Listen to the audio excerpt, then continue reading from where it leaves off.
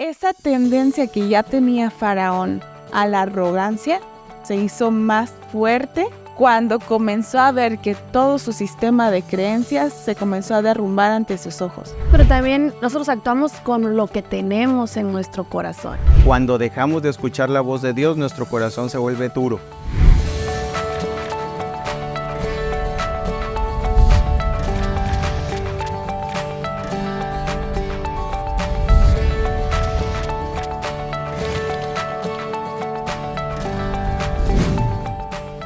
Hola, ¿qué tal? Bienvenidos a una emisión más de Escuela Sabática Universitaria y quiero darles la bienvenida a cada uno de ustedes y también a mis amigos que se encuentran conmigo en esta emisión. Quiero que se presenten y quiero que me ayuden a contestar una pregunta. La pregunta es la siguiente y también si tú quieres participar puedes comentarlo en la caja de comentarios que se encuentra en la parte de abajo. La pregunta es la siguiente: ¿qué creen que Dios está dispuesto a hacer para sacarte del lugar en donde te encuentras? Hola, ¿qué tal? Mi nombre es Gabriela Domínguez y bueno, una breve experiencia es que me tocó vivir el terremoto del 17 en Chiapas y aunque hubo muchos desastres, en mi casa no pasó nada. Dios nos libró de ese peligro. Pensando, tal vez, creo que Dios hace lo que sea necesario cuando tú se lo pides. Si tú no se lo pides, Él no puede intervenir. Mi nombre es Fernando Martínez, trabajo en la Facultad de Ciencias Empresariales y Jurídicas y es un gusto estar aquí con ustedes hoy. Pues bueno, a mí me llevó a otro país.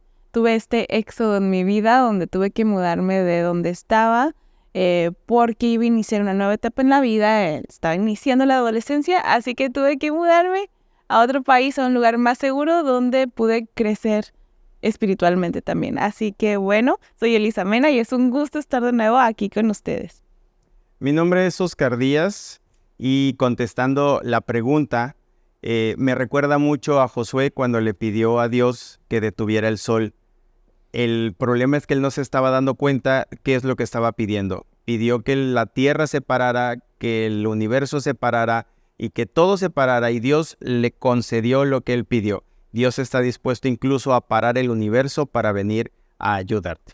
Antes de iniciar nuestro repaso, nuestro estudio de hoy, quiero invitar a mi amiga Gabriela que tenga una palabra de oración. Claro que sí. Los invito a orar donde quiera ustedes se encuentren. Cerramos nuestros ojos. Bendito Padre Celestial, en este momento que estamos estudiando tu palabra santa, pedimos que tu Espíritu Santo nos dirija y que podamos comprender el mensaje que tienes para nosotros en esta semana sobre la vida de Moisés en Egipto y especialmente los milagros que tú hiciste para tu pueblo. Acompáñanos en el nombre de Cristo Jesús. Amén. Amén. Shalach et Ami fue la orden que Dios le envió al faraón. Esto significa deja ir a mi pueblo. Dios había escuchado las oraciones, dice la Biblia que escuchó los gemidos de su pueblo, que no solamente eran llamadas de auxilio, sino eran gemidos, realmente estaban sufriendo. Y la orden para el faraón fue deja ir a mi pueblo. Pero algo pasó que no permitió que el faraón pudiera obedecer la orden de Dios. Elisa, ¿qué fue lo que pasó? Bueno, como dice el versículo de memoria, y tal como el Señor lo había dicho por medio de Moisés, el corazón de Faraón se endureció y no dejó ir a los israelitas. Éxodo 9:35. En este texto podemos ver que el corazón del faraón se endureció. Era tan sencillo obedecer a Dios, pero para el faraón no fue nada sencillo. ¿Por qué, Gabriela? ¿Por qué pasó esto? ¿Por qué se endureció el corazón del faraón? Bueno, aquí vamos a entrar un poco en discusión. En la lección comenta que Dios 9 veces en Éxodo dice que endureció. Si buscamos en la palabra de Dios en Éxodo 4:21 dice: y dijo Jehová a Moisés, cuando hubieres vuelto a Egipto, mira que hagas delante de Faraón todas las maravillas que he puesto en tu mano, pero yo endureceré su corazón de modo que no dejará ir al pueblo. ¿Por qué lo endureció? Lo vamos a discutir más adelante, pero era para mostrar las maravillas de Dios. Faraón se creía un Dios, pero él no es el Dios verdadero. Entonces, a través de estas plagas que tuvieron que vivir los de egipcio, pues Dios demostró su maravilla y también demostró su poder en contra de esos pequeños dioses que vamos a estar estudiando. O sea, nada más en estos días son 15 dioses. A todos le tenían cara y forma, a todos sus dioses. Y entonces él demostraba que esos no servían para nada. Como en el agua, como en la tierra, como en el viento, no servían para nada. Que solo hay un Dios verdadero. Aproximadamente eran 1500 dioses y tenían Dios prácticamente para todo. Entonces, realmente la batalla no era contra los egipcios, no era contra el faraón, era contra sus dioses, porque ellos querían darle más autoridad a sus dioses que la autoridad del Dios verdadero. ¿Qué nos dice? Dios estaba consciente de eso, ¿no? Por eso es que en el capítulo 12, el versículo 12, en la parte final dice, y ejecutaré mis juicios en todos los dioses de Egipto. Yo, Jehová, o sea, yo pondré orden. Yo voy a decir que yo soy el que soy, como lo había mencionado anteriormente, y les demostraré que no hay otro Dios que se compare a mí, que soy el único, ¿no? Y es algo, pero culturalmente vemos que ellos tenían un Dios para cada cosa, y es algo que siempre se ha caracterizado entre los pueblos paganos, que han tenido dioses de todo tipo, ¿no? Y al final esto ha sido un problema porque tienen diferentes tradiciones, diferentes costumbres que se impregnan en el pueblo de Dios, que fue lo que ha pasado durante toda la historia de Israel. Siempre pasó lo mismo. Costumbres, formas de adorar, formas, tradiciones, el becerro de oro, que más adelante lo veremos. Muchas cosas que ellos creían que estaban adorando. O sea, de cierta manera, aunque adoraban a Dios, lo hacían de manera incorrecta, ¿no? Y también el pueblo creía que Faraón era el Dios principal. Y el primer milagro, ¿cuál fue? Pues la vara de Aarón se comió a las víboritas de los otros... De los magos. De los magos. Entonces, el faraón tenía una cobra aquí. Entonces era como la super serpiente. Era Uatyet, que era la diosa que era representada como una cobra. Así es, y entonces se la comió la vara de Aarón. Pero aquí estamos viendo que no es algo tan simple, digamos, como que, ok, el bueno contra los malos. Estamos viendo que el conflicto entre el bien y el mal estaba siendo evidente para un pueblo que ya se había olvidado del poder de Dios, ¿no? O del pacto que tenían. Vemos cómo decimos dioses, pero pues sabemos que ¿qué son esos dioses? No es nada, son elementos de la naturaleza que no tienen un poder de Dios. Entonces estamos hablando de la lucha entre la verdad, que es Dios, la verdad, que es Cristo, contra la mentira. Y cómo Dios fue desmintiendo, fue diciendo, ¿crees que este es un Dios? No es nada a comparación con mi poder. Vamos a escuchar las opiniones del Vox Populi y les vamos a hacer esta pregunta. ¿Cómo podemos evitar endurecer nuestro corazón como el personaje del faraón en Éxodo? Tú también puedes participar. Mándanos tu comentario en la caja de comentarios.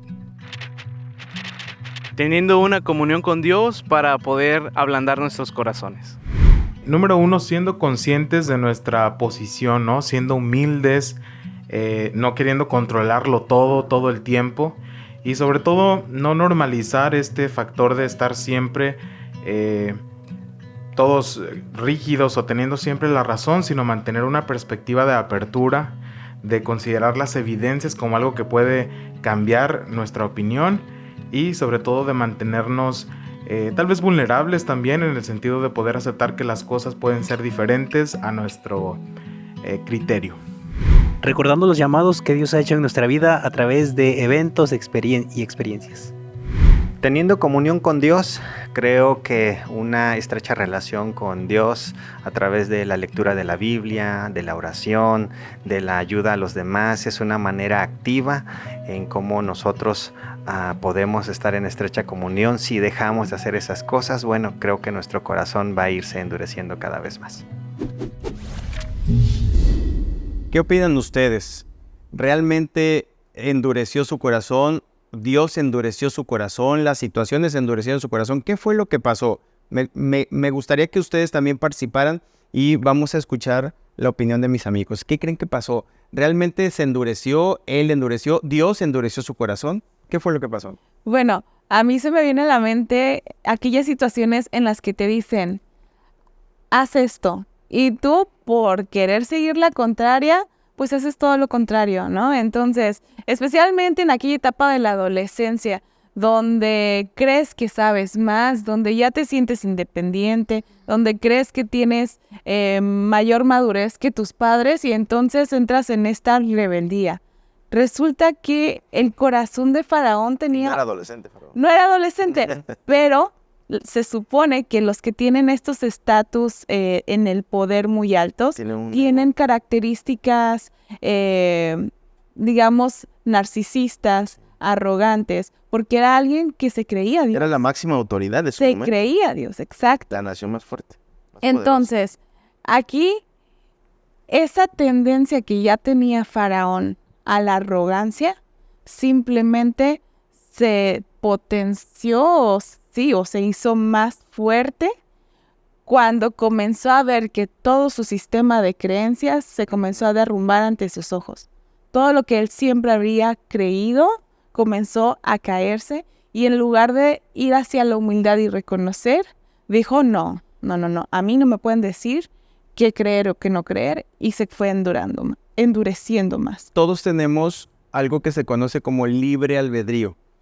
Y el faraón también lo tenía la posibilidad de escoger servir a Dios y obedecer a Dios o lo contrario, y él escogió lo contrario. Sí, pero también nosotros actuamos con lo que tenemos en nuestro corazón. Entonces, él no quería aceptar a Dios. Lo veía, decía que sí, a boca cerrada, regañadientes, está bien. No, decía que sí. Ya los voy a dejar ir a adorar, ya los voy a dejar salir. Ya vamos aquí, ya váyanse. Y luego, no. Esto es como el gato y el ratón. Ahí lo tienes, lo deja ir y otra vez para atrás. Entonces, él realmente era malo. Y no quería dejar ir al pueblo. ¿Por qué? Porque el pueblo era dinero para él. Eran sus esclavos, le construían sus casitas, le hacían todo. Entonces, él decía, no los dejo ir porque no quiero. Y eso fue lo que pasó con él. Entonces, nosotros tenemos un corazón duro o tenemos un corazón blando. ¿Qué tienen? Yo creo que aquí la decisión es personal y debemos siempre tener ese corazón dispuesto a escuchar la voz de Dios. Cuando dejamos de escuchar la voz de Dios, nuestro corazón se vuelve duro y en ese momento jamás volvemos a escuchar. Específicamente porque hace ese énfasis en que Dios endureció el corazón. O sea, ¿cómo lo ven ustedes? ¿Cómo lo perciben? ¿Por qué dice Dios? Porque a mí me pasan cosas y yo soy quien decido que endurece, pero Dios en el libre albedrío no tiene intervención en lo que yo siento, no. Si él comenzara a tener intervención en lo que yo siento, en ese momento el libre albedrío dejaría de existir, ¿no? Entonces, ¿a qué se refiere? ¿Ustedes cómo lo interpretan? Hay una referencia aquí en la lección que me gustó mucho y que es el mismo sol que derrite la mantequilla, endura la arcilla. O digamos, también lo he escuchado como que la misma agua hirviendo que suaviza una papa, pues endura un huevito, ¿no? Entonces, sí dice que Dios, o sea, que las acciones de Dios Es correcto. causaron ese efecto en el corazón que ya tenía una tendencia con esas características. Es lo mismo, nosotros ante la autoridad, ¿cómo reaccionamos? Es la autoridad y ahí está, ¿no? Pero hay quienes actúan rebeldemente, ¿no? Y para desafiar la autoridad, y hay quienes dicen, ok, sí, voy a seguir lo que la autoridad quiere para mí. Entonces, sí fue por Dios, porque fue a consecuencia de lo que Dios estaba haciendo. Pero quien tomó la decisión finalmente y quien decidió cerrarse, pues fue Faraón.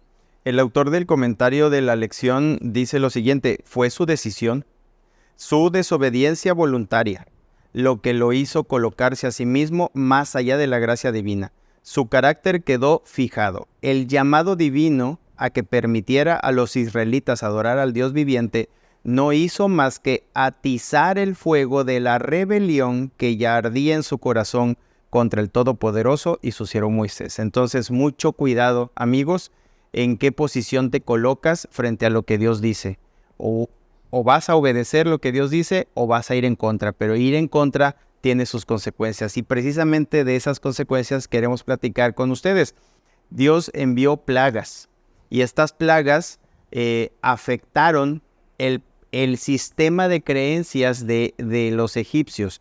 Ellos tenían dioses prácticamente para todo. Adoraban la tierra, adoraban el aire, adoraban las aguas y en cada una de ellas tenían varios dioses. Entonces Dios fue atacando, por así decirlo, a estas deidades. Gaby, ¿a cuáles atacó? Las primeras 3, los hechiceros pudieron como que imitar. Eso. La primera fue la de la serpiente, pero la primera que ya atacó a de las 10 plagas del número 1, fue la que el río Nilo se convirtió en sangre.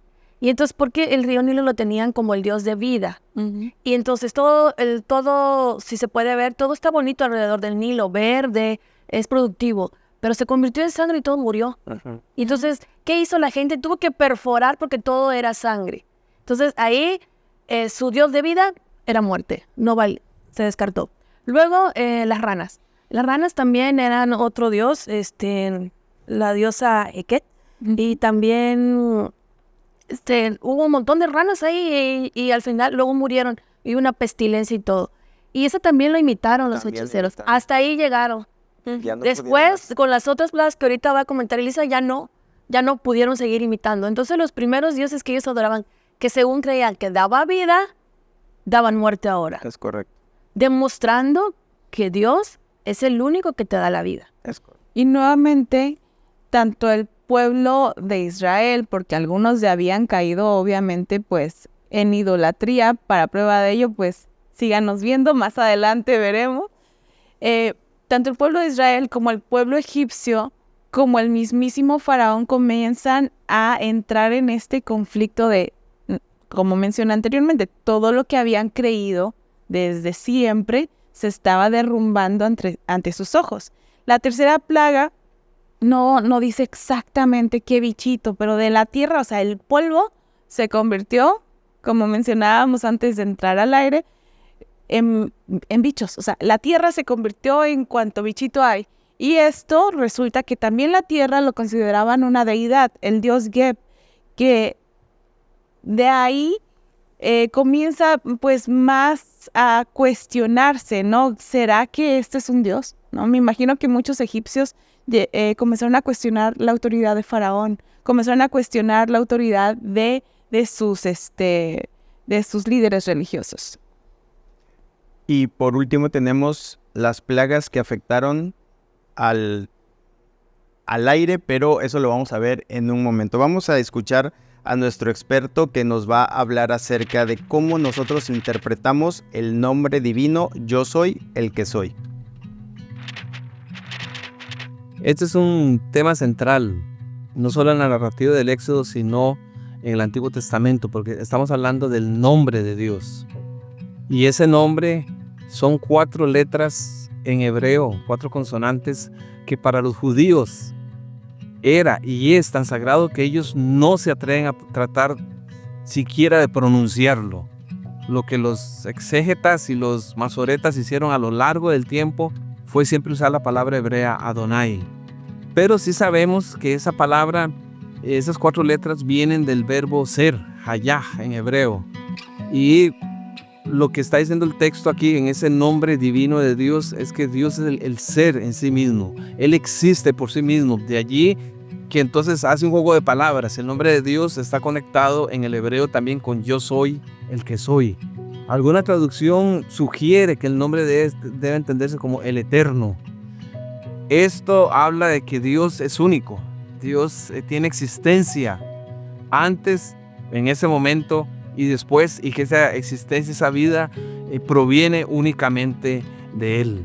Es en este contexto como amo del universo, como el dueño de la vida, como el creador de todo, en que Dios tiene todo el derecho de liberar a su pueblo. Gracias a nuestro experto, Dios es, Dios fue y Dios será siempre.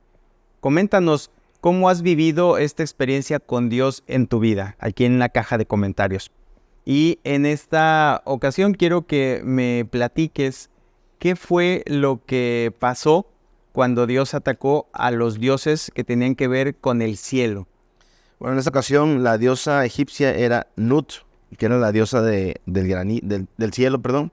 Y en esta ocasión fue la plaga del granizo, de las langostas y de la oscuridad, ¿no?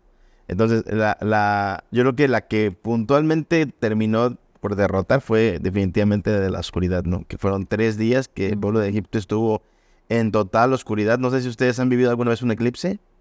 Si ponen atención a los animalitos, ellos se guardan, las gallinitas se suben, los animales se van al establo, no las vaquitas, porque creen que es de noche, ¿no? Nosotros sabemos que es algo que va a pasar, pero en aquel entonces, como los animalitos no sabían que iba a ser algo pasajero, ¿no?